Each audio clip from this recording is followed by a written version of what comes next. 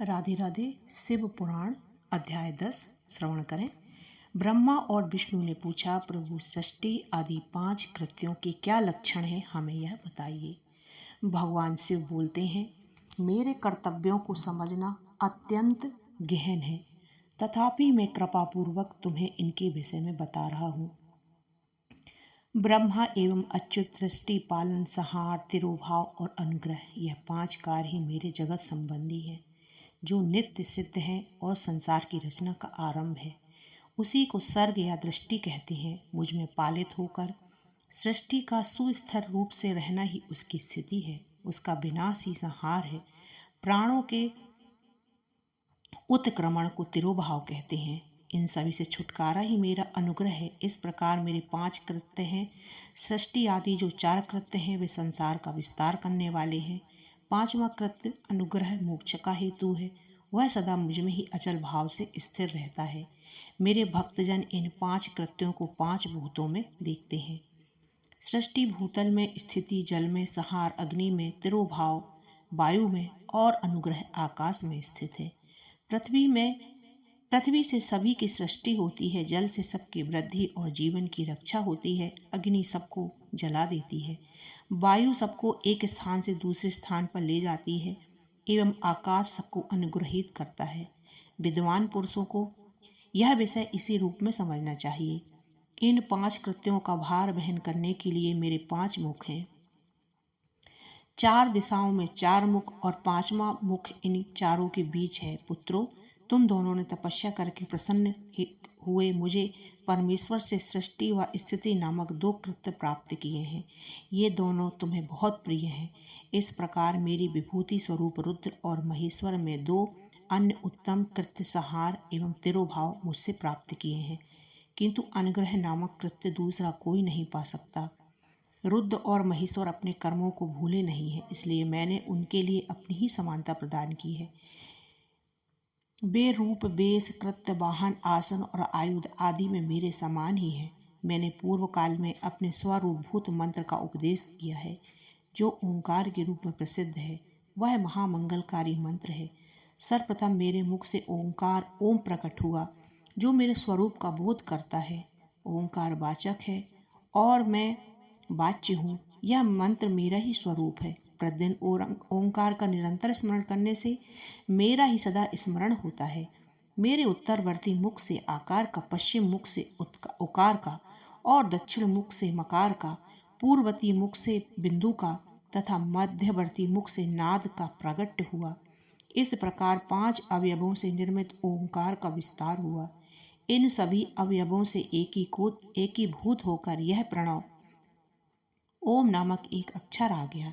यह नाम रूपात्मक सारा जगत मेरे वेद उत्पन्न स्त्री पुरुष वर्ग रूप दोनों कुल इस प्रणव मंत्र में व्याप्त है। यह मंत्र शिव शक्ति का बोधक है। इसी से पंचाक्षर मंत्र की उत्पत्ति हुई है, जो मेरे सकल रूप का बोधक है।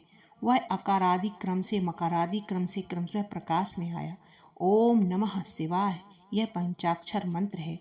इस पंचाक्षर मंत्र से मातृका के वर्ण प्रकट हुए, जो 5 भेद वाले हैं। अ, इ, उ, ऋषि और ला।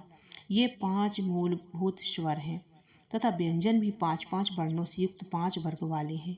उसी से सिरो मंत्र सहित त्रिपदा गायत्री का प्रागट्य हुआ। उस गायत्री से संपूर्ण वेद निकले हैं और उन वेदों से करोड़ों मंत्र निकले हैं।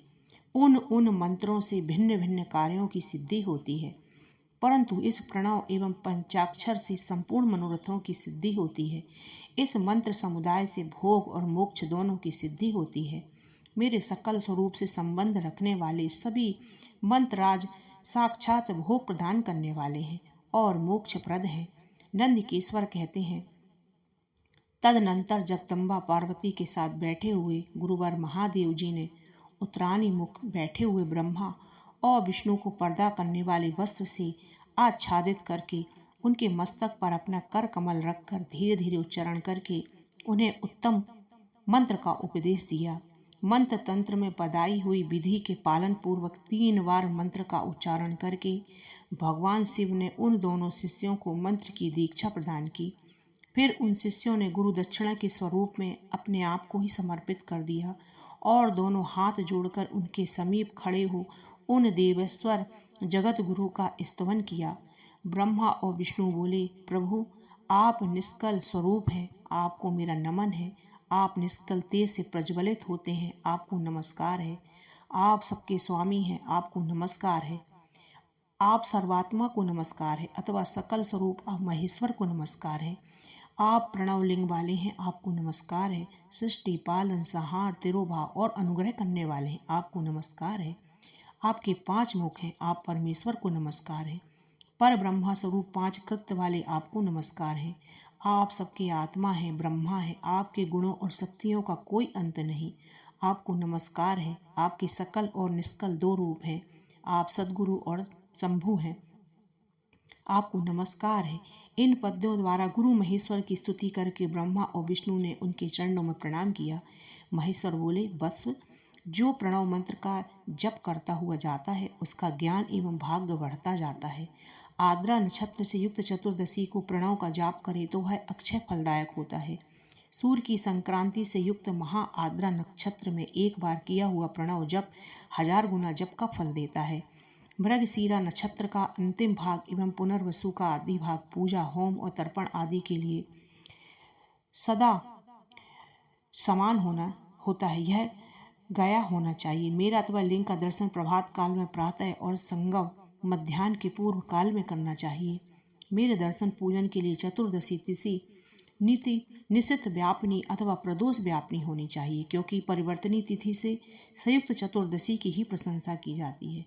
पूजा करने वालों के लिए मेरे मूर्ति तथा लिंग दोनों ही एक समान है, फिर भी मूर्ति की अपेक्षा लिंग का स्थान अधिक ऊंचा है।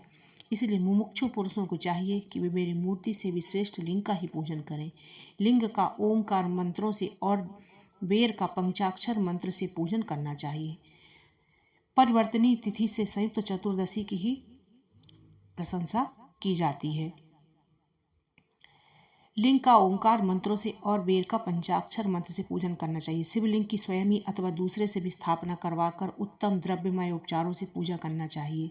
इससे मेरा पद सुलभ होता है। इस प्रकार उन दोनों शिष्यों को उपदेश देकर भगवान से वहीं अंतर्ध्यान हो गए। ब्रह्मा और विष्णु ने पूछा, प्रभु सृष्टि आदि 5 कृत्यों के क्या लक्षण है, यह हमें बताइए। भगवान शिव बोलते हैं, मेरे कर्तव्यों को समझना अत्यंत गहन है, तथापि मैं कृपापूर्वक तुम्हें इसके विषय में बता रहा हूँ। ब्रह्मा एवं अच्युत सृष्टि पालन संहार तिरोभाव अनुग्रह, यह 5 कार्य मेरे जगत संबंधी है, जो नित्य सिद्ध है। जो संसार की रचना का आरंभ है उसी को सर्ग या सृष्टि कहते हैं। मुझ में पालित होकर सृष्टि का सुस्थिर रूप रहना ही उसकी स्थिति है, उसका विनाश ही संहार है। प्राणों के उत्क्रम को तिरोभाव कहते हैं। इन सभी से छुटकारा ही मेरा अनुग्रह है। इस प्रकार मेरे 5 कृत्य हैं। सृष्टि आदि 4 कृत्य हैं, वे संसार का विस्तार करने वाले हैं।